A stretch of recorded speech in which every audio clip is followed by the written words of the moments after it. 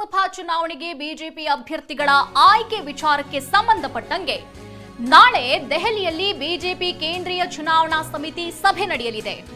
ಕರ್ನಾಟಕ ಸೇರಿ ಇತರ ರಾಜ್ಯಗಳ ಅಭ್ಯರ್ಥಿಗಳ ಆಯ್ಕೆ ಬಗ್ಗೆ ಈ ಸಭೆಯಲ್ಲಿ ಚರ್ಚೆಯಾಗಲಿದೆ. ನಾಳೆ ಸಭೆ ಬಳಿಕ ಬಿಜೆಪಿ ಅಭ್ಯರ್ಥಿಗಳ ಎರಡನೇ ಪಟ್ಟಿ ರಿಲೀಸ್ ಆಗುವಂತಹ ಸಾಧ್ಯತೆ ಇದೆ. ಈಗಾಗಲೇ 195 ಮಂದಿಯ ಪಟ್ಟಿ ರಿಲೀಸ್ ಆಗಿದೆ.